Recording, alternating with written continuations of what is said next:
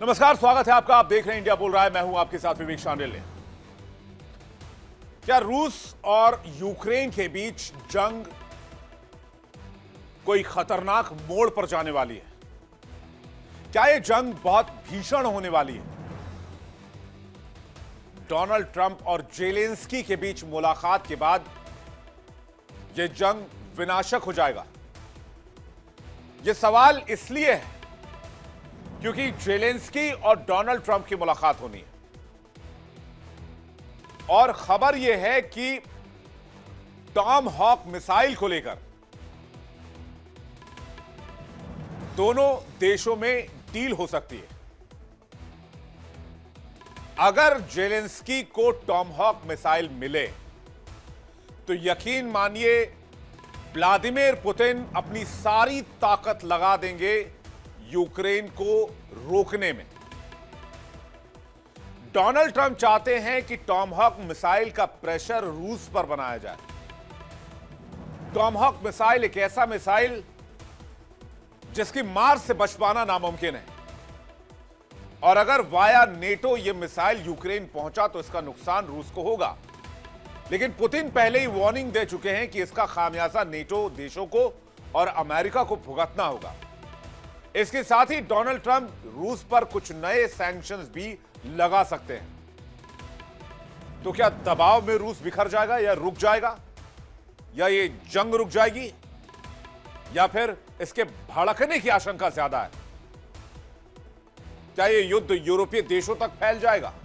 3.5 साल से चल रही रूस और यूक्रेन की लड़ाई किस मोड़ पर जाएगी, इसका क्या हल निकलेगा, इसे लेकर हजारों कयास लगाए जा चुके हैं। लेकिन हालात में कोई बदलाव नहीं है। ना तो रूस झुकने को तैयार है और ना ही यूक्रेन सरेंडर के मोड में है। लेकिन इस बीच कुछ ऐसा हुआ जिसकी चर्चा पूरी दुनिया में हो रही है। पूरी कहानी आपको बताएंगे विस्तार से। लेकिन आपको बता दें कि अब से थोड़ी देर में, यानी कि भारत के समय के मुताबिक रात 10:30 बजे जेलेंस्की और ट्रंप की मुलाकात होगी और मुद्दा होगा रूस यूक्रेन जंग, tomahawk missile, ceasefire और भी बहुत सारी चीजें। ट्रंप और जेलेंस्की की इसी मुलाकात से पहले पुतिन ने ट्रंप को फोन लगा दिया, जिसे लेकर पूरी दुनिया में हलचल है कि आखिर पुतिन ने डोनाल्ड ट्रंप को फोन पर क्या कहा है। अमेरिकी राष्ट्रपति डोनाल्ड ट्रंप ने गुरुवार को रूसी राष्ट्रपति व्लादिमीर पुतिन से फोन पर बातचीत की है। जब ट्रंप से मिलने के लिए जेलेंस्की रास्ते में थे, तब जेलेंस्की प्लेन में थे, तभी पुतिन ने ट्रंप को फोन घुमा दिया। दोनों नेताओं में यूक्रेन युद्ध समेत अमेरिका रूस व्यापार के मुद्दे पर बातचीत हुई, ये कयास लगाए जा रहे हैं। ट्रंप ने दावा किया कि पुतिन ने मिडिल ईस्ट में शांति की उनकी महान उपलब्धि के लिए उन्हें और अमेरिका को बधाई दी। इसके साथ ही ट्रंप ने यह भी कहा कि दोनों देशों का उच्च स्तरीय प्रतिनिधिमंडल जल्द ही यूक्रेन युद्ध के मुद्दे पर मुलाकात करेगा। अमेरिकी राष्ट्रपति ने यह भी ऐलान किया कि वो हंगरी की राजधानी बुडापेस्ट में पुतिन के साथ बैठक करने की तैयारी कर रहे हैं। सवाल यह है कि ट्रंप पुतिन में बात तो हो गई, लेकिन क्या यूक्रेन युद्ध को रोक पाएंगे राष्ट्रपति पुतिन? पुतिन के साथ टेलीफोन पर बातचीत हुई है। फोन पर चर्चा काफी सार्थक रही है, ऐसा कहा जा रहा है। मिडिल ईस्ट के बाद अब यूक्रेन में भी जंग रुकेगी, ऐसे कयास लगाए जा रहे हैं। रूस के साथ साथ व्यापार पर भी चर्चा हुई है। अगले हफ्ते उच्च स्तरीय सलाहकारों की बैठक भी। पुतिन और ट्रंप के बीच अब तक 8 बार फोन पर बातचीत हो चुकी है, 2 बार मुलाकात हो चुकी है। लेकिन सवाल अब भी जस के तस है, क्या यूक्रेन युद्ध को रोक पाएंगे राष्ट्रपति ट्रंप? क्योंकि चुनाव में, इलेक्शंस में उन्होंने वायदा किया था कि मैं सरकार बनने के 90 दिन के अंदर जंग खत्म कर दूंगा। 90 दिन छोड़िए, 9 महीने का वक्त गुजर गया है। तो सवाल यह कि क्या यूक्रेन रूस में जंग अब खत्म होने वाली है? क्या पुतिन जंग रोकने पर विचार कर रहे हैं? ट्रंप की पुतिन से बातचीत यूक्रेनी राष्ट्रपति व्लादिमीर जेलेंस्की के अमेरिकी दौरे से ठीक पहले हुई। अब से थोड़ी देर के बाद होने वाली बैठक में जेलेंस्की अमेरिका से टॉम हॉक मिसाइल की डील कर सकते हैं। यूक्रेन के राष्ट्रपति जेलेंस्की और डोनाल्ड ट्रंप की व्हाइट हाउस में बैठक होगी, लेकिन उससे पहले ट्रंप ने संकेत दिए हैं कि उनका देश यूक्रेन को टॉम हॉक मिसाइलें नहीं देगा। लेकिन कई बार वो कहते हैं कि टॉम हॉक मिसाइलें कहीं मजबूरी में देनी ना पड़े। रूस के खिलाफ जंग में यूक्रेन के लिए मिसाइलें बहुत महत्वपूर्ण है, इसलिए जेलेंस्की अड़े हुए हैं। अब आपको बताते हैं कि ट्रंप से जब जेलेंस्की मिलेंगे तो उनकी डिमांड क्या हो सकती है। पहली, अमेरिका से नए डिफेंस डील की मांग कि भाई हमें अभी पैसा चाहिए, अभी कुछ जरूरत के सामान चाहिए, लॉन्ग रेंज ड्रोन चाहिए, हथियारों की डिमांड। तीसरी, रूसी सीमा के पास हथियारों की तैनाती अमेरिका सुनिश्चित करे, यानी अमेरिका यूक्रेन को और हथियार दे। और ट्रंप से आर्थिक सहयोग की भी मांग करेंगे, क्योंकि पैसे की बहुत भारी कमी से अभी जूझ रहा है यूक्रेन। इसके अलावा अगर बात की जाए, इसके अलावा आपको बता दें, रूस पर वैश्विक दबाव के डलवाने की भी कोशिश रहेगी कि उनके रूस के ऊपर और सैंक्शंस लगाए जाए।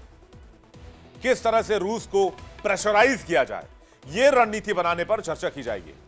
अब आपको बताते हैं कि कब कब मुलाकात हुई है ट्रंप और जेलेंस्की में और क्या क्या हुआ है। 28 फरवरी को ओवल में ट्रंप के सेकेंड रिजीम में पहली मुलाकात हुई। उसमें जेलेंस्की की बहुत बेइज्जती हुई थी। उनके कपड़ों को लेकर सवाल उठाया गया, उनके बातचीत के तौर तरीकों को लेकर सवाल उठाया गया। दोनों नेताओं में आमने सामने में झड़प हो गई थी। उसके बाद 26 अप्रैल को रोम में मुलाकात हुई। सैन्य सहायता बहाल, पोप फ्रांसिस का अंतिम संस्कार वाला मौका था जब यहां पर रोम में मिले थे। 30 अप्रैल को वर्चुअल मीटिंग हुई जिसमें मिनरल डील साइन की यूक्रेन के साथ अमेरिका ने। इसके बाद 13 अगस्त को वर्चुअल मीटिंग हुई, इससे जमीन अदला बदली की बात हुई। उसके बाद 23 सितंबर को न्यूयॉर्क अमेरिका में मुलाकात हुई यूएनजीए के दौरान। उसमें भी दोनों देशों में सहयोग बढ़ाने पर चर्चा हुई। और अब 17 अक्टूबर को ओवल कार्यालय में व्हाइट हाउस में मुलाकात होने जा रही है। नतीजा क्या है होगा यह अननोन है, इस पर क्वेश्चन है, इस पर सवाल है भी। लेकिन डोनाल्ड ट्रंप के सेकेंड रिजीम में डोनाल्ड ट्रंप ने बहुत हार्ड बार्गेन करना शुरू कर दिया है। और इसी युद्ध के दरमियान मिनरल डील हो, बाकी डीलें हो, यूक्रेन के साथ तमाम तरह की डील, तमाम तरह के सौदे अमेरिका ने कर डाले। यूक्रेन के युद्ध को, यूक्रेन के वॉर को अमेरिका एक अपॉर्चुनिटी के तौर पर देख रहा है और यूक्रेन से वो डील साइन करवा रहा है जो शायद यूक्रेन नॉर्मल हालत में, नॉर्मल सिचुएशन में एक अलग लेवल पर करता या नहीं भी कर सकता था। लेकिन आज की तारीख में जब जेलेंस्की एक बार फिर से व्हाइट हाउस में है तो ये दो ही चीजें सामने करेगा। पहली चीज तो ये, या तो युद्ध मध्यम हो जाए, धीमा हो जाए, या ये युद्ध और भड़क जाए और इतना विनाशक हो जाए कि यूरोप इसकी चपेट में आ जाए और अमेरिका तक इसके दबाव में आ जाए। बातचीत करने के लिए मेहमानों का एक बड़ा पैनल इस वक्त हमारे साथ जुड़ रहा है। हमारे साथ कर्नल दिनेश नैन जुड़ रहे हैं, रिटायर्ड रक्षा विशेषज्ञ, स्वागत है आपका। हमारे साथ group captain UK Devnath sir जुड़ रहे हैं, स्वागत है आपका। हमारे साथ डॉक्टर सुधीर सिंह, विदेश मामलों के जानकार, जुड़ रहे हैं, सुधीर जी आपका स्वागत है। हमारे साथ डॉक्टर धीरज कौल जुड़ रहे हैं, भू राजनीतिक विशेषज्ञ और स्ट्रेटेजिक एक्सपर्ट है, आपका भी स्वागत है। और प्रोफेसर स्वर्ण सिंह हमारे साथ जुड़ रहे हैं, इंटरनेशनल स्टडीज के प्रोफेसर हैं और जानकार हैं, आपका भी स्वागत है स्वर्ण जी। आप सभी पैनलिस्ट का बहुत बहुत स्वागत है इंडिया डेली पर। पहला सवाल मैं सबसे पहले स्वर्ण जी आपसे करना चाहूंगा, जेलेंस्की वहां पर है जहां पर इस वक्त कौल साहब बैठे हुए हैं, कौल साहब अमेरिका में बैठे हुए हैं और जेलेंस्की भी अमेरिका में पहुंचे हुए हैं। तो जेलेंस्की वहां पहुंचे तो ये युद्ध को दो ही दिशा देगा, या तो युद्ध कमजोर होगा या युद्ध और भड़क सकता है। आपको क्या लगता है किस ओर जाएगा? क्या पुतिन को प्रेशराइज किया जा सकता है, दबाव में लाया जा सकता है?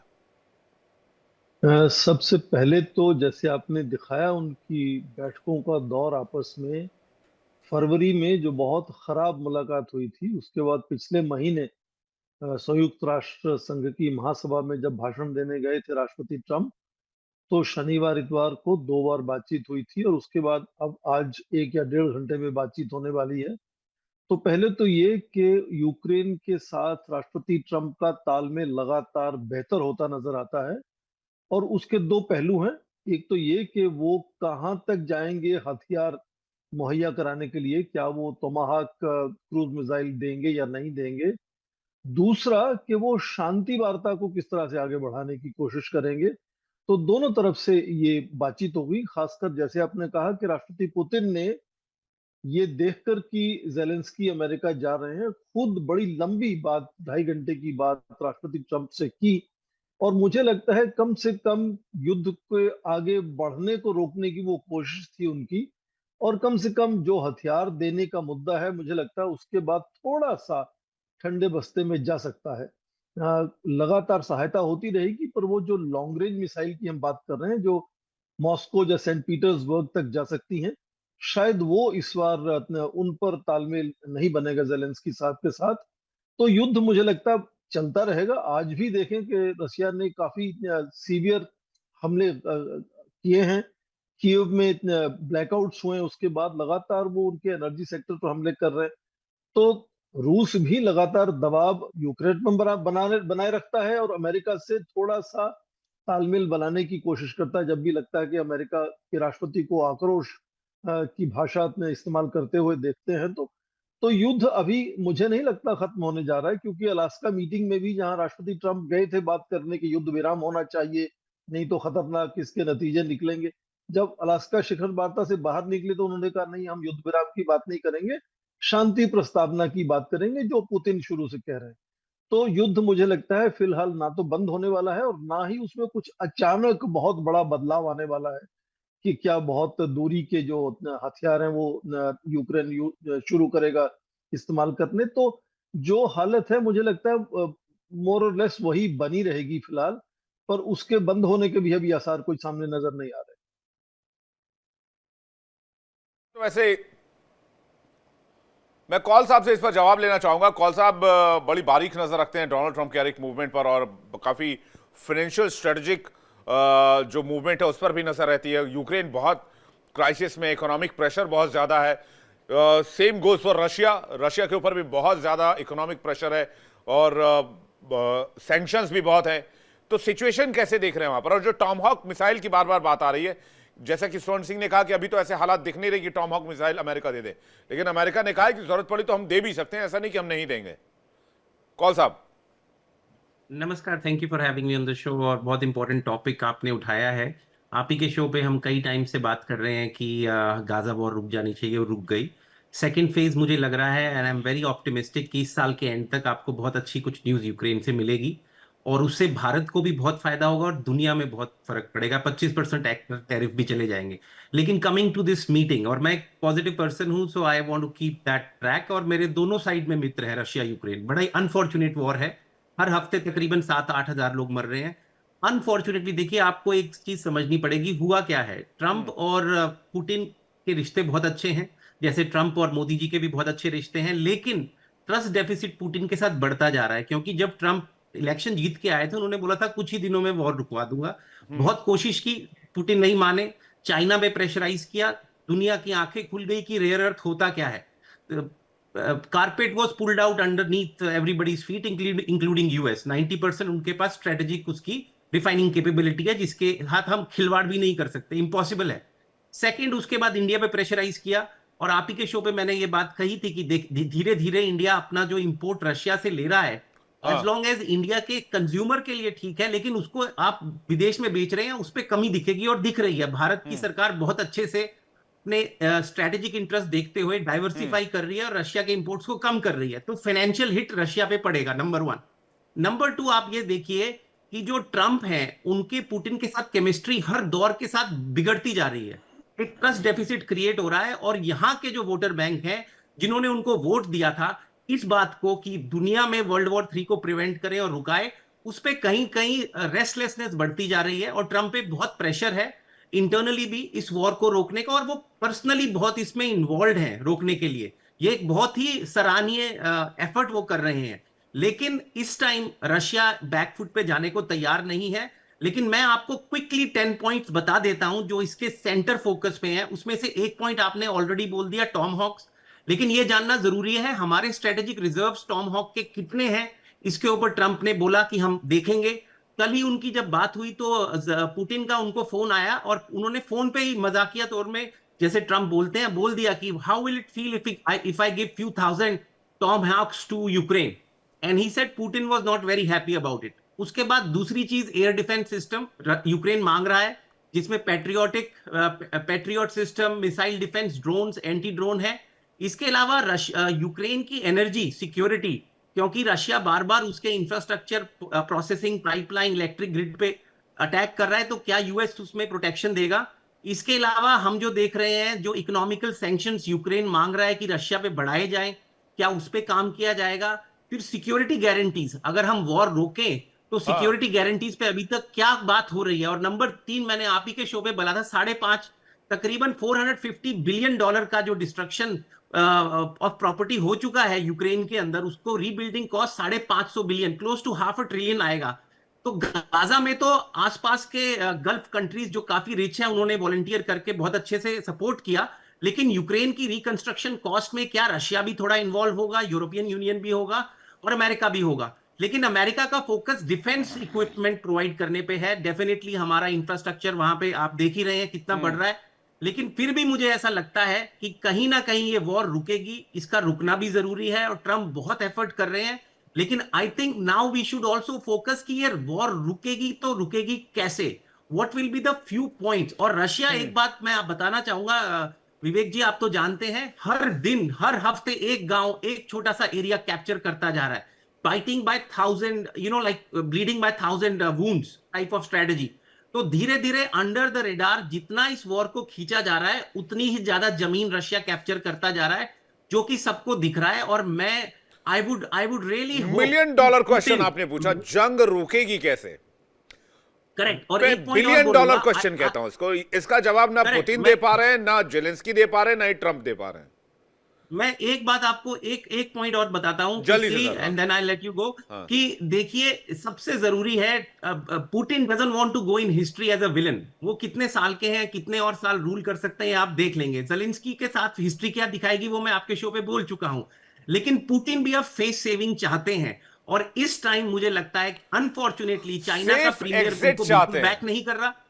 सेफ बिल्कुल एग्जिट चाहते चाहते हैं। हैं। ना ना ना ना, यहाँ पे मैं आपसे डिफर करता हूं। उनके ओलिगार्क्स, रशिया के ओलिगार्क्स जो रन करते हैं, उनके कितने एसेट सीज हो चुके हैं, कितना नुकसान हो रहा है इंटरनेशनल, ये दिस इज अनफॉर्चुनेट। लेकिन एक बात आप प्लीज समझ लीजिए कि Putin wants to go as a hero in Russian history. वो नहीं चाहते कि ये वॉर आगे नहीं तो प्रोलॉन्ग वो हो, सिंपल लेकिन सी उनको बात है ना, जो face जमीन saving यूक्रेन की उन्होंने जीत ली है, जिसको एज एक बफर जोन बना दिया है यूक्रेन और Correct, रशिया के correct, बीच में, उसको वापस नहीं करेंगे वो, तभी उनको हीरो के तौर पर लेकिन देखा जाएगा। लेकिन जो बार बार मैं बात आपको बोलता हूं, बात अटकेगी धनिस प्रोविंस पे, क्योंकि वो एक शील्ड है। अगर आप धनिस को दे देंगे रशिया को, तो वो टैंक्स कीव तक और यूरोप तक पहुंचा देंगे। तो यूरोपियन यूनियन चाहती है कि धनिस ना दिया जाए। तो कहीं ना कहीं ये पेच अटका हुआ है। लेकिन आई एम बुलिश कि ये रिजॉल्व हो जाएगा before this year ends, and जी एंड ठीक है। Things will happen in a good UK way. Devnath sir, UK Devnath sir, उसके बाद सुधीर जी और कर्नल दिनेश नैन आपके पास आ रहे हैं। इसमें कोई शक नहीं है कि डेवलपमेंट तो बहुत पॉजिटिव है।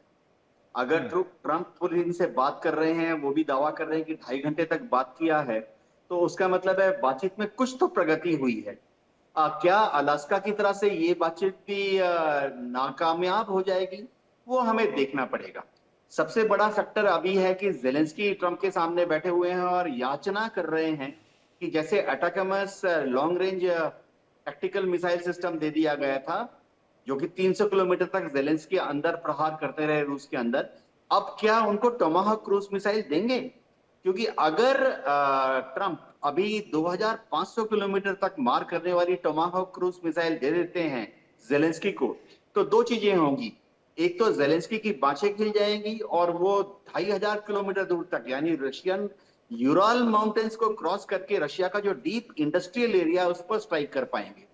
दूसरी बात है, इससे पुतिन का तो फिर मिजाज खराब हो जाना है।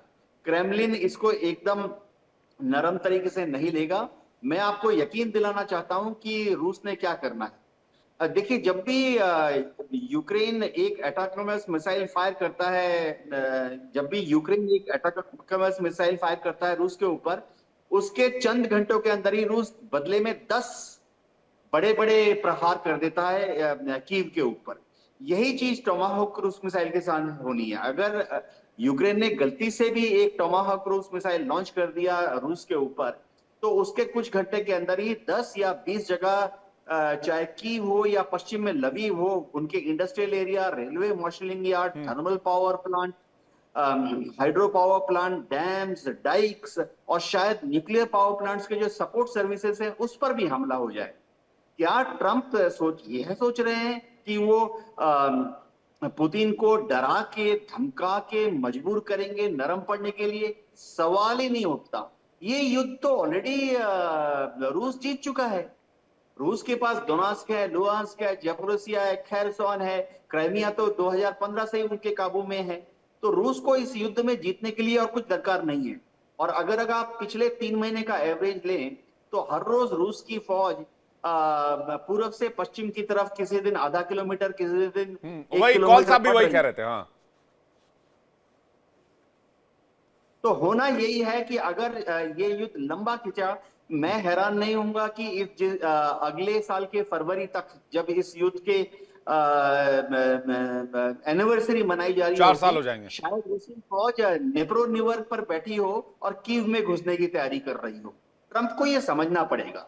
जी, ट्रंप क्या पुतिन को हल्का आंक कर चल रहे हैं? सुधीर जी आपका जवाब, फिर मैं कर्नल साहब आपके पास आ रहा हूं।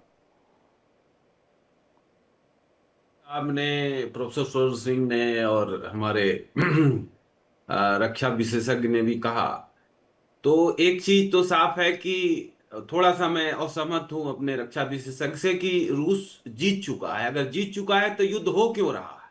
सवाल ये इस बात का है।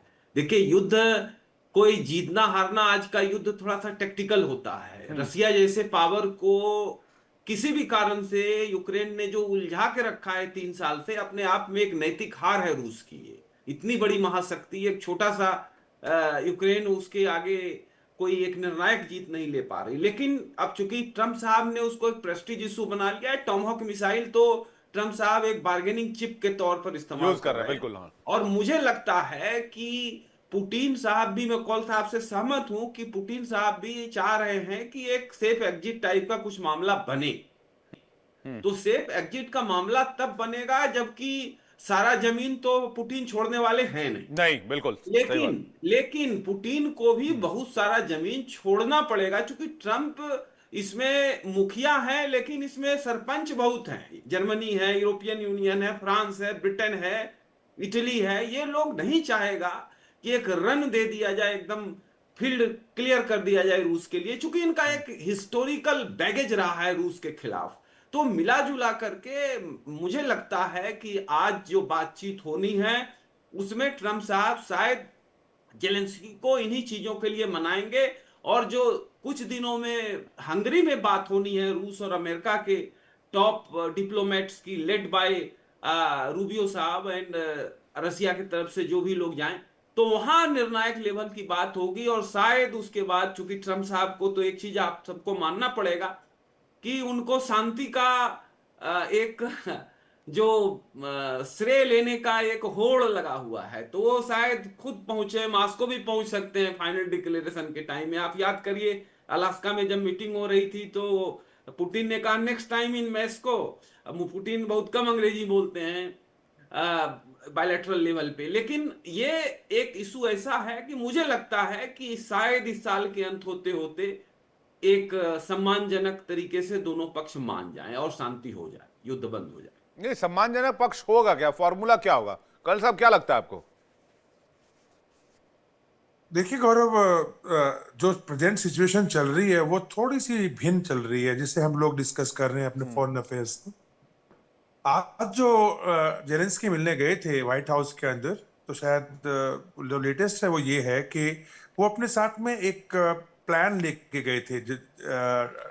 अभी शायद ये मुलाकात, कर्नल साहब अभी मुलाकात होनी है शायद व्हाइट हाउस में, 10:30 बजे IST के हिसाब से मुलाकात होगी अभी। तो ये जो प्लान लेके वो जा रहे हैं उनके पास में, हाँ, उन्होंने खुद घोषणा की थी कुछ प्लान है उनके पास में वो जो आगे लेके जाना चाहते हैं।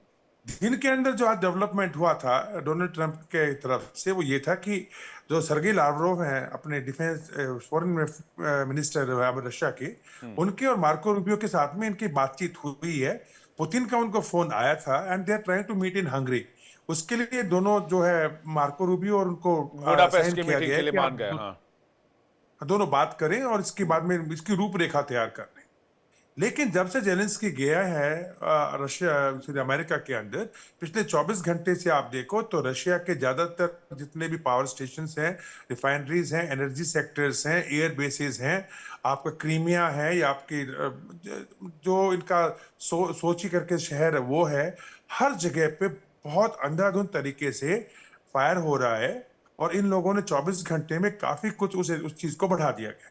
रशिया की तरफ से जो अभी लेटेस्ट न्यूज निकल के आई वो ये है कि ना तो फ्रांस इतना वॉर मॉन्गरिंग है, जर्मनी इतना वॉर मॉन्गरिंग है, लेकिन असली खेल जो इसके पीछे खेला जा रहा है वो अब तक MI6 जो है आपका ब्रिटेन का, वो ये पूरा गेम प्लान करके आगे चल रहा है। और हर जगह पे ब्रिटेन का हाथ हर जगह पे है। और इस बात को लेकर के रशिया जो है वो डेफिनेटली ब्रिटेन के खिलाफ है। बाकी उसके साथ में तो अभी इतना ज्यादा स्ट्रांग उसके व्यूज नहीं बने जो अभी लेटेस्ट सिचुएशन चल रही है।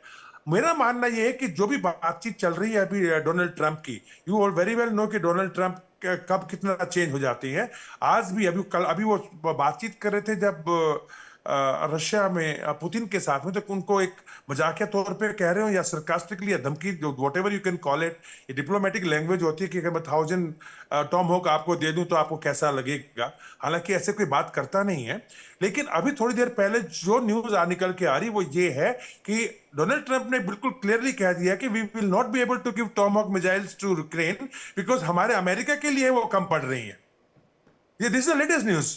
सो what are we discussing about Donald Trump? Donald Trump का देखिए, मुझे ऐसा लग रहा है कि वो इस समय बातचीत में उलझा रहा है रशिया को। मेरा ये मानना है जो बातचीत होने जा रही है इसमें बुदापेस्ट के अंदर, it is basically to just confuse Russia, और अब रशिया होगा नहीं वैसे। और तीसरी बात ये है कि जिस प्रकार के अटैक अब लास्ट 24 घंटे में देखे जा रहे हैं, definitely there is a big assistant from America in providing that intelligence. उस इंटेलिजेंस को देने में अमेरिका का बहुत बड़ा हाथ है।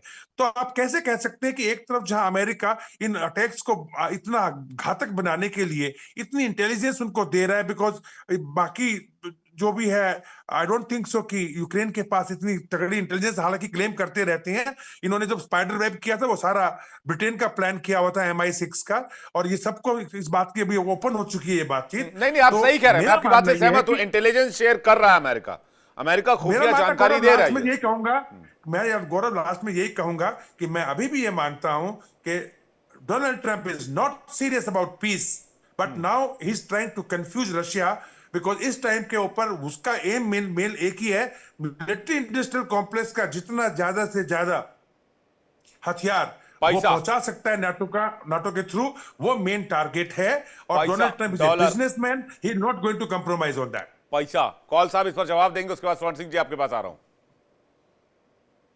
देखिए, रिस्पेक्टफुली मैं डिसएग्री करूंगा, और मैं आप ही के शो पे बहुत बारी बोल चुका था कि ट्रंप को नोबेल प्राइज नहीं मिलेगा, गाजा वॉर रुक जाएगी, रुक गई। और आई अगेन टेल यू, वो he is way above Nobel prize, I am not supporting और समथिंग।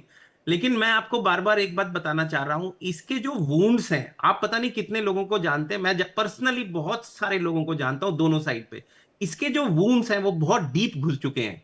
ये बहुत अनफॉर्चुनेट है। एक आदमी का चाचा यूक्रेन में रह रहा है, मामा जी रशिया में रह रहे हैं, मदर यहां रह रही है, फादर वहां का बॉर्न है, सेम प्रोटेस्टियन क्रिश्चियंस। और यहाँ पे ये मत भूलिए, हमारे जो मिडवेस्ट के लोग हैं, जो हार्डकोर क्रिश्चियन बेल्ट से आते हैं, वो ट्रंप के वोटर्स हैं। उन्होंने बहुत प्रेशर किया था कि ये वॉर रुकनी चाहिए, और ट्रंप भी बार बार बोलते हैं कि 7000 लोग, यंग लोग मर जा रहे हैं बार बार।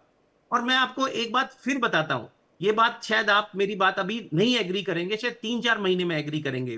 पुतिन भी थक चुके हैं इससे। ये बोलना कि Putin is all for war, I think would be not a smart calculation. मुझे जो दिख रहा है वो ये दिख रहा है कि पुतिन का सपोर्ट धीरे धीरे डिप्रिशिएट हो रहा है। अमेरिका चाहता है कि पुतिन सरेंडर कर दे, ये मुमकिन होगा ही नहीं है। Surrender no, I think let's be clear, इतने स्टूपिड हमारे राष्ट्रपति बिल्कुल भी नहीं है। उन्होंने पर्सनली पुतिन के साथ डील किया है।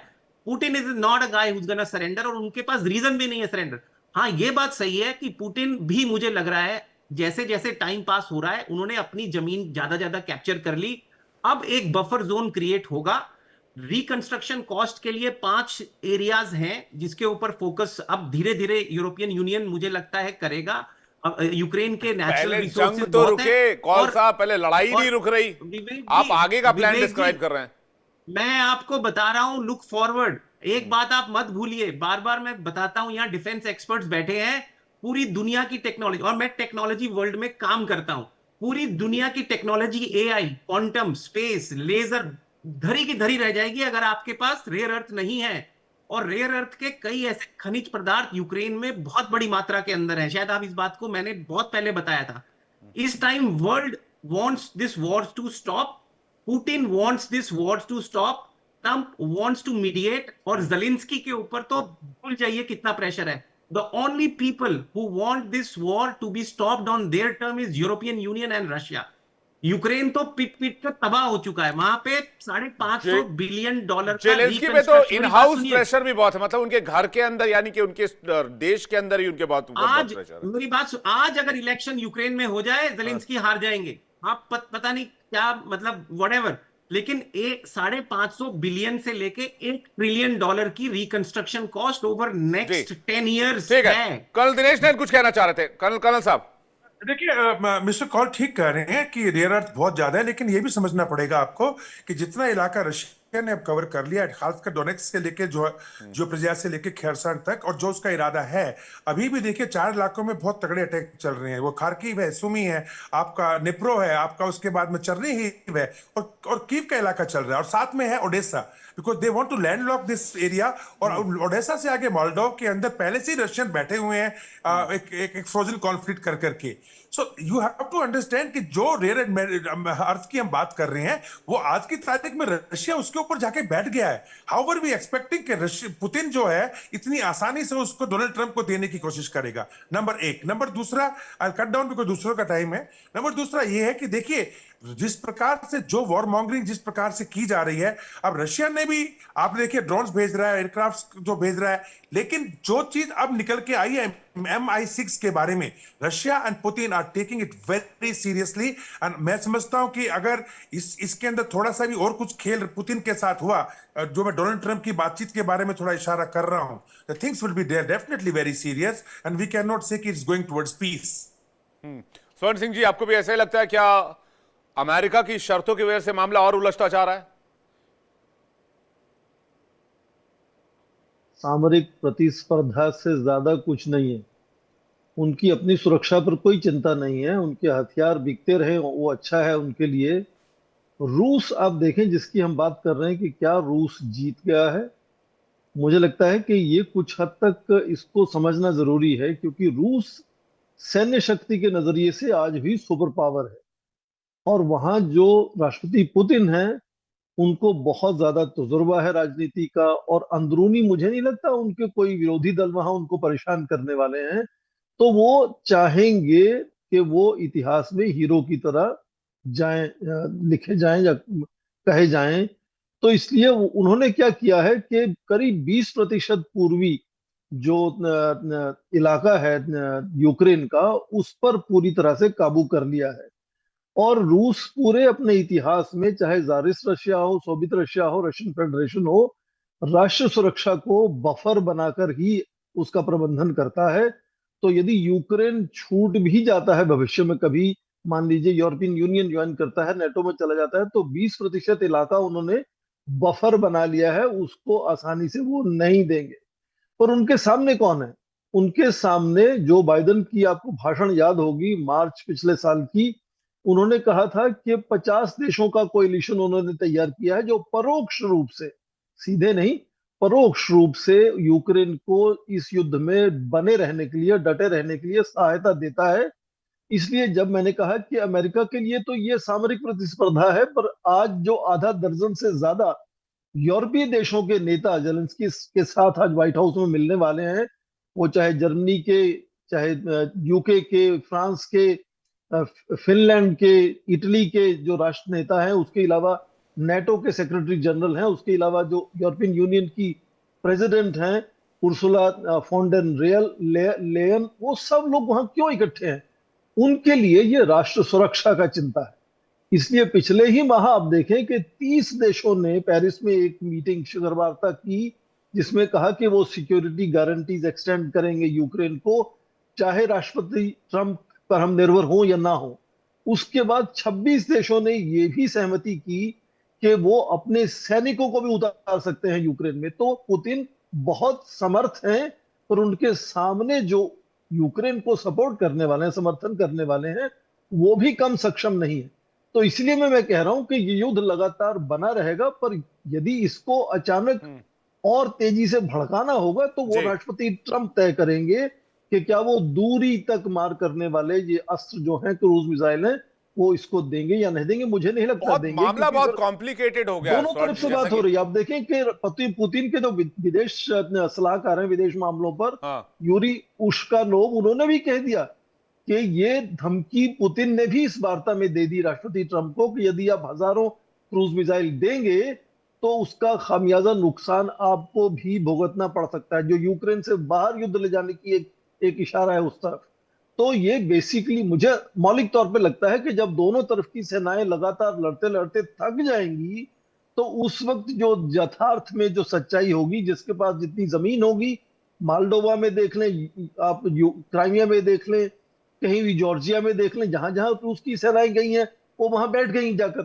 तो ये मुझे लगता है ठीक उसी तरह से, चाहे 6 महीने में, 2 साल बाद जब ये थक जाएंगे दोनों तरफ से, तो जिसके पास जितनी भूमि रहेगी वो वहीं फ्रीज कर देंगे कॉन्फ्लिक्ट को, और उसी एक तरीके से ये युद्ध बंद होगा। दोनों तरफ से कोशिश ये होगी कि दोनों बताएं कि हम जीत गए हैं इस युद्ध में। रूस कहेगा मैं जीत गया हूं, और यूक्रेन कहेंगे कि हम भी जीत गए हैं साथ में। अमेरिका, ट्रंप तो कहेंगे वो हमेशा जीतते हैं और 8 युद्ध बंद करा चुके हैं। तो ये मामला इस तरह से चलता रहेगा, जमीन पर लोग बढ़ते रहेंगे, ये सबसे बड़ी चिंता का विषय है। और भारत इसलिए लगातार कहता है कि जब नहीं, लेकिन युद्ध विराम फिर वो नहीं नेटो हो रहा वाला है मामला फंसेगा तो ना सहायता देते रहना चाहिए लोगों को, जी। मानवीय स्वर्ण सहायता सिंह जी, भारत फिर वो वहां पहुंचा नेटो वाला मामला फंसेगा, फिर कहें नेटो के करीब वो जो जहां जहां तक रूस पहुंच चुका है वो उधर नहीं मानेंगे। वो नेटो के देश कहेंगे कि भाई इस एरिया से इनको खाली कराओ, इनको वापस भेजो। यूके देवनाथ जी, बहुत, मैं कह रहा हूं बहुत कॉम्प्लिकेटेड हो गया। अब जितना आसान रूस यूक्रेन युद्ध लिख देना है, इसमें हजारों कॉम्प्लिकेशन आकर फंस गए हैं। हो ये रहा है कि ये युद्ध चलेगा कब तक? ये युद्ध तब तक चलता रहेगा जब तक अमेरिका यूक्रेन को हथियार देता रहेगा, खासतौर से अम्यूनिशन। अगर ये आप फ्री इस युद्ध को ये देखें, आज अगर फ्री में यूक्रेन दिए की जा आर्मी ये 100 एंटी टैंक गोले मार रही है, वो 100 के 100 अमेरिका से ही आए हैं। जर्मनी थोड़े बहुत देता है, इंग्लैंड थोड़े बहुत देता है। इसी तरह से अगर यूक्रेन आज की तारीख में 100 एयर डिफेंस मिसाइल्स लॉन्च करता है, 100 के 100 अमेरिका से आए हुए हैं। ठीक है, थोड़ा बहुत जर्मनी दे देता है, थोड़ा बहुत फ्रांस दे देता है। तो डोनाल्ड ट्रंप बोल चुके हैं कि वो अब तक $350 बिलियन की एड, जब वो एड की बात करते हैं तो ये ज्यादातर सैन्य सहायता है, दे चुके हैं यूक्रेन को। सवाल उठता है कि क्या यूक्रेन ने अब तक इसकी भरपाई की है? अब तक यूक्रेन ने इन $350 बिलियन में से $1 बिलियन भी अमेरिका को वापस नहीं किए हैं। तो अमेरिका की जो इंडस्ट्रीज हैं, उनको पैसा कहां से मिल रहा है, फंडिंग कहां से हो रही है? वो क्या फ्री में ये सब हथियार दे रहे हैं यूक्रेन को? उनकी अमेरिकन जो मिलिट्री इंडस्ट्रियल कॉम्प्लेक्स है वो रियली कॉम्प्लेक्स है। अमेरिका में सिस्टम ऐसा है कि चाहे यूक्रेन वापस पैसे दे या ना दे, फिलहाल दुनिया भर में अमेरिका ने जो रशिया के एसेट्स को कैप्चर किया हुआ है, उन एसेट्स को लिक्विडेट करके जो अमेरिकन एंटरप्रेन्योर्स हैं और अमेरिकन कैपिटलिस्ट हैं जिनके कारखानों में ये हथियार बन रहे हैं, उनको पेमेंट की जा रही है। ये चीज यूक्रेन को समझनी पड़ेगी कि एक समय ऐसा आएगा, चाहे युद्ध 1 महीने में बंद हो या 1 साल में, कि ये $350 बिलियन यूक्रेन को अगले 50 साल तक अमेरिका को वापस करना पड़ेगा। अभी बात तो हो ये रही तो थी एक तरह रेयर से अर्थ, गुलामी वाली बात हो गई ये। इसमें कोई शक नहीं है विवेक। अब यूक्रेन हमेशा हमेशा के लिए हमारी जिंदगी में, यानी अगले 50 साल 100 साल तक यूक्रेन अमेरिका का गुलाम बन गया है। अभी रेयर अर्थ मिनरल्स की बात हो रही थी, सबको मालूम है वहां पर है, लेकिन अमेरिका क्या करेगा कि अब 100 साल का कॉन्ट्रैक्ट उनको बाध्य करेगा। वो मिनरल डील कर चुका है सर ऑलरेडी, यूक्रेन अमेरिका में ऑलरेडी मिनरल डील हो चुकी है, क्रिटिकल मिनरल डील। एकदम आप सही। अभी अमेरिकन कैपिटलिस्ट सिस्टम जो है ऑलरेडी यूक्रेन में हजारों हेक्टेयर कृषि योग्य जमीन को 99 इयर्स के लीज में लेने की फिराक में है। तो आप देखेंगे अगले 50 साल 100 साल में यूक्रेन के जो किसान हैं वो अपनी ही जमीन पर मजदूरी कर रहे होंगे। उस जमीन का मालिक और मैनेजमेंट कौन होंगे? American capitalist. तो ये जेलेंस्की को समझना पड़ेगा कि वो उधार के हथियारों से जंग लड़ रहे हैं, उधार बिल्कुल। के अम्युनिशन से लड़ रहे हैं हमेशा के लिए। अभी उन्होंने यूक्रेन को बर्बाद करा मतलब दिया। यूक्रेन को देखिए, गहरे अंधकार में एक तरह से धकेल दिया है जी। मैं एक अंतिम में एक सेंटेंस बोलना चाहूँ विवेक। अंतरराष्ट्रीय कूटनीति में हार जाना भी एक कला होती है, और जेलेंस्की को समझना पड़ेगा कि हार के भी कैसे जीतना है जी। और मैं कहता हूं सर, जो हार के जीता है उसी को बाजीगर कहते हैं। सुधीर जी इस पर क्या कह रहे हैं? सुधीर जी, वाकई यूके देवनाथ जी की बात से मैं तो सहमत हूं कि यूक्रेन जो है वो औपनिवेशिक काल में चला गया अमेरिका के। नीतियां, देखिए, मैं पॉलिसी। मैं ऐसा जी। नहीं मानता।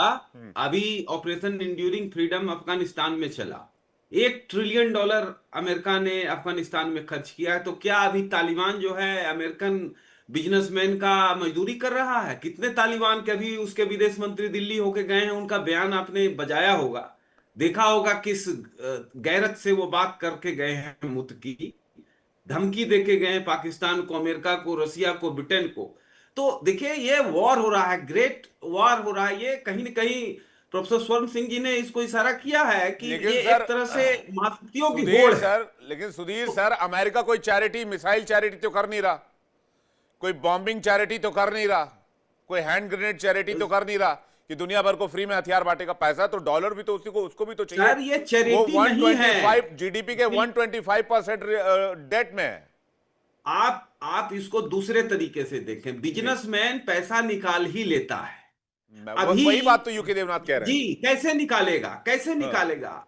वो अभी जो पूरा ये वार चल रहा है, तो रसिया के बाजार का पर असर पड़ गया। कौन आपका हथियार लेगा जब आप खुद अपनी सुरक्षा नहीं कर पा रहे हैं? आपके मिसाइल कहां सब बर्बाद कर गए। तो अमेरिकन बाजारों की जो वैल्यू है पूरे दुनिया में तेजी से बढ़ गई, तो वो अमेरिका वहां से निकाल लेगा। आप देखिए कि सऊदी अरेबिया के साथ कितना लंबा उसने डील किया है, उसने कतर के साथ कितना लंबा डील किया है हथियार बेचने का। ट्रंप आए ही वहां थे इसी के लिए, डील करने के लिए। तो उस तरह से निकाल लेगा।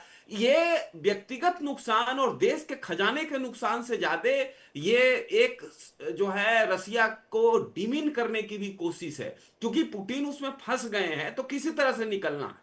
और ट्रंप साहब पूरा मजा ले रहे हैं। हम सबको लगता है कि बहुत बड़े वो मदारी हैं, वो ढोल बजा के भाग रहे हैं। ऐसा नहीं है, बहुत बड़े ढंग से मजा ले रहे हैं। और निश्चित तौर पर जो दुनिया का माहौल बना है, कोई युद्ध नहीं चाहता। हम चाहते हैं, कोई नहीं चाहता। चीन भी अब उब गया है लगभग, क्योंकि चीन अपने टैरिफ वार से बचे कि युद्ध में उधर रसिया को सपोर्ट करे। नॉर्थ कोरियन जवान लड़ रहे हैं रसिया के साथ। आप देख रहे हैं कि कितने भारत के लोग लड़ रहे हैं। तो रसिया के तरफ भी कमजोरी है, ये बात आपको आइडेंटिफाई करनी पड़ेगी। तो मिला जुला के एक सम्मानजनक तरीके से एग्जिट सारे पक्ष करेंगे। निश्चित तौर पर लेन देन होगा। मैं आशान्वित हूं कि by the end of 2025 there will be a resolution of this crisis. Colonel Dinesh Nain sir, क्या कहेंगे आप? देखिए, बिल्कुल जैसे सुधीर जी कह रहे थे अभी, जहां तक सवाल है इसका रशिया का, देखिए पुतिन डेफिनेटली नोबडी वांट्स कि उनके रिसोर्सेज पूरे खत्म होते जाएं, लेकिन पुतिन अभी कमजोर नहीं हुए हैं। हालांकि पूरे यूरोपियन यूनियन का यही प्लान था। उनका प्लान था कि किसी भी प्रकार के इनके पूरे एनर्जी रिसोर्सेज को खत्म, तबाह कर दिया जाए, और यूक्रेन के माध्यम से। यूक्रेन थोड़ी लड़ रहा है, लड़ तो यूरोपियन यूनियन रही है वहां पे। अब देखिए, कर्नल दिनेश, माफ कीजिएगा बीच में रोक रहा हूं, अगर एनर्जी रिसोर्सेज रूस के खत्म कर दिए तो आधा यूरोप ऐसे ही बर्फ में जम जाएगा। जी, मैं उसी की बात कर रहा हूं। सारा गैस वहीं से जा रहा है, और जिसको जला जला के पानी गर्म कर रहे हैं और पी रहे हैं। जी, 17% उन्होंने बिजली कम कर दी है, मतलब जो ग्रिड को तोड़ा है इन्होंने। और गैस तो देखिए, क्रीमिया के अंदर 50% के करीब गैस डिपो डाउन हो चुके हैं। तो कब इनके इरादा यही था यूरोपियन यूनियन का, बिकॉज और तरीके से ये रशिया जैसे बताया गया अभी, बाकी पैनलिस्ट ने बताया कि Russia is very strong, it's a super power. आप उसको मजाक में लेके क्यों चल रहे हैं? वो you can't defeat them like this.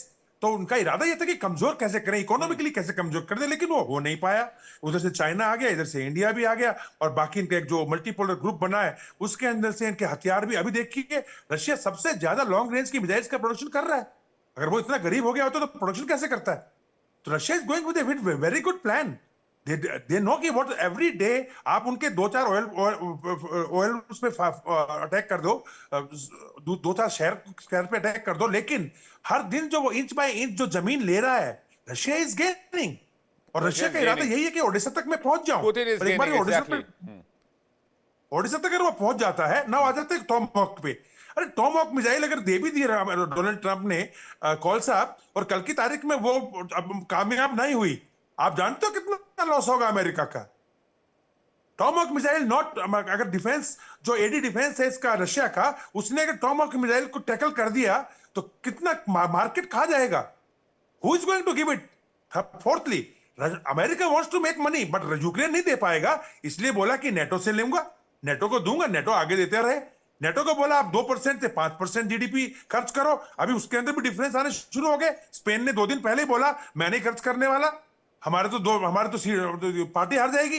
तो there is lot of differences coming up in Europe also. Is a total fish market. हाँ, Russia is gaining the land, इसमें हमें नहीं भूलना चाहिए। और जहां तक डोनाल्ड ट्रंप का सवाल है, देखिए डोनाल्ड ट्रंप ने जो डिप्लोमेसी स्टार्ट की, शुरू में आप देखिएगा उसने पहले पैम्पर किया पुतिन को, पैम्पर किया कि आप जेलेंस्की को हड़काया कि आपको जमीन देनी पड़ेगी। फिर अलास्का तक में उनसे मीटिंग की। जब देखा कि इन बातों के अंदर पुतिन नहीं आ रहा, because Putin is very shrewd, वो इतना सिंपल नहीं है उसको टैकल करना, तो देखा तो फिर धमकियों पे आ गए। देखा वो भी टैकल नहीं हो रहे हैं तो फिर साजिशों पे आ गए। और अभी भी जो चल रहा है, मैं आपको वही बता रहा हूं, there is nobody is trusting this thing के अभी आने वाले टाइम पे अभी जो मीटिंग होने जा रही है बुदापेस्ट के अंदर, मैं नहीं समझता हूं कि उसको रशियन जो है वो बहुत सीरियसली लेके चल रहे हैं। हाँ, they will go, they will attend it, उनके विदेश मंत्री भी बात करेंगे, लावरोव भी बात करने जा रहे हैं, लेकिन जो ग्राउंड के ऊपर होने जा रहा है वो कोई खास फर्क नहीं डालेगा, बिकॉज टॉमहॉक मिसाइल के लिए तो अमेरिकन प्रेसिडेंट ने मना कर दिया है। तो अभी जो रिसेंटली देखा गया है, नेपच्यून मिसाइल वो फायर हुई है। आपकी स्ट्रॉन्ग शैडो कौन दे रहा है? ये ब्रिटेन दे रहा है, वो फायर हुई है। तो लड़ाई यूक्रेन थोड़ी लड़ रहा है, और यूक्रेन की जगह यूरोप लड़ रहा है। और सिर्फ फर्क इतना रह गया कि बूट्स ऑन ग्राउंड नहीं। अब क्रीमिया के लिए देखिए, मैरिन कमांडोज कहां से लेके आया रशिया? नॉर्थ कोरिया से। मैरिन कमांडोज को प्रोटेक्ट कर रहे क्रीमिया को, दे आर डिस्ट्रेटिंग देयर। वो अपने वो क्वाड्र जो क्या बोलते हैं उसको, छोटे वाले ड्रोन से वो टैकल कर रहे हैं अभी। और इसको कैसे उकसाया गया अपने यूक्रेन को, जेलेंस्की को? ये माडुरो आई थिंक मोदरा करके इनका एक वो नया वो बनाया है सी ड्रोन, उससे they are trying to Sevastopol के अंदर they are trying to stop all the ships. लेकिन आपके देखो उड़ीसा के अंदर जो स्ट्रेटेजिक प्लेसेस हैं, जो कमांड सेंटर्स हैं, उसमें रशिया के कमांडोज जाके बैठ गए हैं 1 हफ्ता पहले। Things are going serious. So we can not say कि ये जो सब डेवलपमेंट हो रही हैं इससे आगे हम कुछ फोर्सी ना करें। Russia is going to take action, but yes I also wish कि जैसे मिस्टर कॉल कह रहे हैं कि peace should be there by end of this year, everything should get cool. Well, we all wish that, but is it going to be really? I doubt it. जी, कॉल साहब कुछ कहना चाह रहे थे इससे पहले। कॉल साहब देखिए, बिल्कुल सही एक्सपर्ट, आपके डिफेंस एक्सपर्ट साहब ने बिल्कुल सही बोला। It's like a fish market, बड़ा डिसऑर्गेनाइज्ड है। यूरोपियन यूनियन के डिफरेंट प्लेयर्स इसके अंदर कूद रहे हैं। It's very unfortunate. लेकिन जो वो बात कर रहे हैं टॉम हॉक्स, पहली बात तो मैंने स्टेटमेंट पहले ही बताया कि यहाँ पे हमारे खुद के उसकी डेफिशिएंसीज हैं, हमें वो चाहिए। क्या हम वो देंगे नहीं देंगे, इस पे कन्वर्सेशन होगा। और टॉम हॉक्स को S-400 नीचे ला सकता है, ये तो प्रूवन फैक्ट है। तो रशिया के पास डिफेंस सिस्टम्स हैं जो टॉमहॉक्स को नीचे ला सकते हैं, इसमें कोई दो राय नहीं है। अमेरिका के अगर मैं और देखिए, स्पीड भी मैं बहुत ज्यादा कोई बोलना खास नहीं चाहता 880 किलोमीटर पर आवर की स्पीड है शायद टॉमहॉक की, जहां तक हाँ, मैं एक छोटी सी बात बोलता हूँ, मैं एक छोटी सी पूरा बात कर जा बोलता रहा हूं, हूँ। बोले। हाँ, हाँ, यहाँ पे आपके डिफेंस एक्सपर्ट बैठे हैं। आप ही के शो पे 1 साल पहले मैंने उस कंपनी का नाम बताया था, नाम है पेलेंटियर। आप रिसर्च करिएगा। पेलेंटियर ऐसे वॉर गेम्स करता है, ऐसे जैमर्स करता है कि एक अलग ही लेवल का डिफेंस सिस्टम है। एंटी सैटेलाइट एम्युनिशनरी हार्डकोर लेजर डिजाइंड चल रहा है, और ऐसी ऐसी पेनिट्रेशन हैं, आप कल्पना से बाहर चले जाइए। कहने की ये बात है, हमारा टेक, यूरोपियन का टेक डेफिनेटली इन्वॉल्व है इस वॉर के अंदर, और वर्सन हो सकता है। मैं फिर इस बात को दोहराता हूं, Putin is a very very strong leader. अपने देश का वो हमेशा भला चाहते हैं, पिछले 20-25 साल से पावर में है, बहुत स्ट्रेटेजिक है। KGB के लीडर थे, is a very seasoned person. उनको भी दिख रहा है इस वॉर का कोई खात्मा नहीं होगा। जितनी जमीन उन्होंने ले सकते थे मैक्सिमम ले ली है। बफर जोन बनेगा डनिस्क एरिया, और जो मैं लुगांस उस एरिया के अंदर क्या आप वो जमीन दे देंगे कि टैंक अंदर आ जाए? उस पर प्रॉब्लम आएगा। यूरोपियन यूनियन इस पे रोड़ा अड़ाएगा, जो दिख रहा है। लेकिन मुझे लगता है, मैं फिर इस बात को मानता हूं कि ये जो स्टेक होल्डर्स हैं, यूरोपियन यूनियन, यूक्रेन, अमेरिका, ये तीन, और रशिया, ये 3-4 लोगों को साथ मिलके बैठ के ये डिसाइड करना ही पड़ेगा कि ये वॉर को हम कैसे रोकें। क्योंकि बहुत खर्चा हो रहा है दुनिया भर का। जहां पे हमें ग्रोथ की दिशा में जाना है, AI और रेवोल्यूशन की टाइम में, हम ये वॉर्स में फंसे हुए हैं। इस टाइम हमें ये भी नहीं पता कि जो 3I, मतलब मजाक लगेगा आपको, एस्ट्रॉइड्स जो धरती के आसपास आ रहे हैं, क्या गिर जाएंगे? तो क्या हम किन प्रॉब्लम्स के अंदर हम फंसे हुए हैं? ग्लोबल वार्मिंग दुनिया के सामने सबसे बड़ा खतरा बैठा हुआ है, और आज भी हम मिसाइल एक दूसरे पे गिर रहे हैं। एक एक ह्यूमन लाइफ, कितने लोग गाजा में मर गए, कितने लोग यूक्रेन रशिया में मर गए, कोविड ने कितनों को मार दिया। आज तक हम लोग एज अ ह्यूमन नहीं, बीइंग क्या ये इस बात एस्टेरॉइड को भी बढ़ सीख रहे हैं नहीं पा धरती की रहे। तरफ? मतलब अब क्या बोल रहे हमें हैं? ब्रह्मांड से भी खतरा हो रहा है। बिल्कुल ये तो मजाक आपस लग में रहा है लड़ ही आपको इस रहे हैं, बात ऊपर से अब का। एस्टेरॉइड का आप खतरा भी आ गया। हे भगवान! आपको मेरी बात मजाक लग रही है? नहीं नहीं, मैं रिसर्च बिल्कुल करिए, मजाक में नहीं 3i ले रहा सर। मैं एक न्यूज तो वाला आदमी हूं सर, आप मैं जर्नलिस्ट हूं सर। आप देखिए, मुझे नहीं आप ये कोई भी देखिए, न्यूज होती है हमारे सर। हमारे हमारी सभ्यता के लीडर, टॉप लीडर्स कौन है इस टाइम दुनिया में? ट्रंप हो गए, मोदी जी हो गए, ये अपना इधर चाइना का जिनपिंग हो लीडर गए, हो गया, और पुतिन हो पुतिन गए। हो गया। हाँ, हाँ, तो ये कर क्या रहे हैं? मतलब मोदी जी को छोड़ दीजिए और ट्रंप को छोड़ दीजिए, तो बाकी दो कर क्या रहे हैं? मतलब दुनिया को पॉजिटिव डायरेक्शन में ले जाने में क्या इनका इंटरवेंशन है? इंडिया और अमेरिका को छोड़ दीजिए, क्या इन्होंने लोगों के लिए किया है? तो मुझे लगता है हम एज अ यूथ या मिड एज जो भी समझिए, हम बहुत एक्सपेक्ट करते हैं ग्लोबल लीडर से कि ग्रोथ और पीस की तरफ जाएं। तो हर किसी को इनका सपोर्ट करना चाहिए, मजाक नहीं है। जी। कोविड ने मैं कोविड में अटैच था, मैं फिजिशियन हूं, मैंने डेथ एंड डिस्ट्रक्शन अपनी आंखों से देखा है रोज। तो ठीक है, हमने स्वर्ण सिंह जी आज कुछ तक कहना एज चाह अ रहे हैं। ह्यूमन लेसन, मैं आपकी बात से आज सहमत तक हूं सर। हमने आज तक हमने जी। ह्यूमन एज अ लेसन नहीं सीखा, नेचर से भी। इस दिवाली एक दिया एक्स्ट्रा जलाएं दर्शकों के, कम से कम कोविड के बाद अब कोई एस्टेरॉइड ना हमारी धरती से टकरा जाए। स्वर्ण सिंह जी कुछ कहना चाह रहे हैं। मैं एक सेकंड, दिनेश जैन जी एक सेकंड दीजिएगा। स्वर्ण सिंह जी एक जगह पूरा कर ले, फिर मैं आ रहा हूं आपके पास। मैं सोच रहा था कि इस युद्ध में अलग अलग संगठन, अलग अलग देश जुड़े हुए हैं। कौन चाहता है कि युद्ध बंद ना हो? तो उसमें आप देखें, जिसको हम मिलिट्री इंडस्ट्रियल कॉम्प्लेक्स कहते हैं, जिसका काम ही या व्यापार ही हथियार बनाना और बिल्कुल बेचना है, बिल्कुल सबसे ज्यादा वो चाहेंगे कि युद्ध लगातार बना रहे और बना रहे। उसको इतना ज्यादा भड़काए ना कि वो एक तरफा हो जाए। उनके लिए सबसे अच्छा है कि वो संतुलन बना रहे, दोनों तरफ से लोग मरते रहें और लगातार हथियार बिकते रहें। और उसमें सबसे बड़ा योगदान अमेरिका का है। 40, 45, 48% जो व्यापार है हथियारों का, वो अमेरिका से होता है। तो इसलिए वो क्रूज मिसाइल यदि तमाहॉक देते हैं तो युद्ध एक तरफा होते हुए नजर आएगा। तो इसलिए वो नहीं चाहेंगे, वो चाहेंगे कि लगातार जितनी देर तक युद्ध चले उतना अच्छा है उनके अपने व्यापार के लिए, उनकी अपनी कामयाबी के लिए। नहीं, लेकिन यूएस में डिफेंस लॉबी भी बहुत स्ट्रांग है स्वर्ण सर, ये बात भी। बिल्कुल, वहां तो और वहां के राजनीति में, पॉलिटिशियन वहां की राजनीति को ये ड्राइव बिल्कुल करते हैं। ये राजनीति को ड्राइव करते हैं ये लोग। और पुतिन केवल हथियारों के नजरिए से ही सुपर पावर नहीं है, ऊर्जा के नजरिए से भी सुपर पावर है। वो सारे यूरोपीय देश जो चिल्ला रहे हैं यहाँ व्हाइट हाउस में जाकर आज, वो आज भी रूस पर निर्भर हैं। और रूस लगातार ये धमकाता रहता है कि वो सर्दी को हथियार बना सकता है यदि इसी वो की चर्चा करते हैं। ऊर्जा पुतिन सप्लाई ने कहा देना बंद गैस कर दे। कनेक्शन काट देंगे तुम्हारा। जी, तो मुझे लगता है कि ये युद्ध लगातार चलने वाला है। इसको कोई जी, जल्दी से मुझे नहीं नजर आता कि ये रुकने जिस वाला है सूरत किसी से तरह हाल से। में उसी सूरत हाल में चलता रहेगा, आगे बढ़ता रहेगा। कल दिनेश नैन साहब कुछ कहना चाह रहे थे। बस I just wanted to suggest to mister Kaul कि कैनेडी के टाइम का एक पीस ब्रिज जो कि अलास्का को और रशिया के साइबेरिया से जोड़ने के लिए बनाने की बात हुई थी, और अभी भी उसके बारे में शायद रशिया की और अमेरिका के बीच में बातचीत कुछ चली है, क्योंकि पुराना नक्शा बाहर निकल के आया, नाम भी पीस ब्रिज ही था। अब वो टनल बनाने की कोशिश कर रहे हैं, 119 किलोमीटर की, $100 बिलियन का प्रोजेक्ट है। कौल साहब, अगर उसको सजेस्ट करो थोड़ा सा ऐसा कुछ हो जाए अमेरिका और रशिया के बीच में, तो शायद आपके यूक्रेन युद्ध का भी कुछ तो पारा लेफ्ट राइट हो जाए होने का। मतलब यूक्रेन के अंदर भी अमेरिका कोई डिसीजन नहीं लेगा जेलेंस्की को चुप कराने के लिए। लाइटर साइड है। कौन सा अमेरिका में क्या इस बात को लेकर चर्चा है क्या? आप अमेरिका से आप जुड़े हुए हैं? बिल्कुल बिल्कुल, मैं ऑन अ लाइटर नोट बोलना चाहूंगा कि अलास्का को $1 मिलियन गोल्ड में बेचा गया था, वो पैसा भी कभी नहीं मिला रशिया को।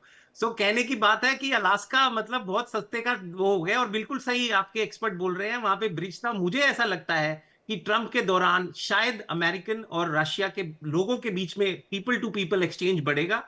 यूरोपियन यूनियन को थोड़ा सा काम डाउन होने की जरूरत है और रशिया को एक वॉर मॉन्गरिंग करके इंस्टिगेट करने की जरूरत खत्म करनी है। और ट्रंप ने यह बात बार बार बोली, मेरे लेकिन होते अमेरिका हुए और कभी रूस भी मैं दोस्त हो गए तो फिर क्या होगा? ना ना नहीं नहीं, एक बात मेरे को कंप्लीट करने दीजिए। ट्रंप ने, मैं इसको 100% सपोर्ट करता हूं, बार बार बोला था अगर मेरे होते हुए जेलेंस्की नेटो की मेंबरशिप मांगता तो कभी नहीं देता। आज मिल रही है क्या नेटो की मेंबरशिप?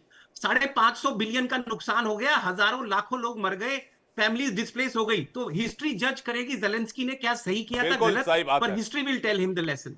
बिल्कुल सही बात है। लेकिन जितनी बार ये ट्रंप और पुतिन साहब मुलाकात कर रहे हैं, कहीं दोस्त ना बन जाए रूस और अमेरिका। फिर तो बनेंगे बनना आप भी भी आप चाहिए, इसमें भी बनना भी ऑप्टिमिस्टिक, आप चाहिए। पॉजिटिव हैं। बिल्कुल, वर्ल्ड का सबसे बड़ा लैंड मास रशिया के पास है। आपको पता है कितने खनिज है उनके पास? आपको पता है स्पेस टेक्नोलॉजी के लिए हमें क्या रिक्वायरमेंट है? हम लोग बात ही नहीं, हम कौन सी दुनिया में रह मुझे रहे हैं? लगता है जहां पे डोनाल्ड ट्रंप मैं का एक रहता और हूं रिजीम आएगा रोबोटिक्स तभी से। पॉसिबल हो पाएगा, क्योंकि अब 3 साल ही उनके पास लगभग बचे हैं, 3 साल से कुछ समय ज्यादा। बहरहाल आप लोग ऑप्टिमिस्टिक बने रहिए। एज एन इंडियन हम बुद्ध की धरती वाले लोग हैं, हम विवेकानंद की धरती वाले लोग हैं, तो हम ऑप्टिमिस्टिक में बिलीव करते हैं, बी पॉजिटिव होने में बिलीव करते हैं। बहुत बहुत शुक्रिया आप सभी मेहमानों का हमारे साथ जुड़ने के लिए और अपना कीमती वक्त देने के लिए। बहुत बहुत धन्यवाद। जय हिंद।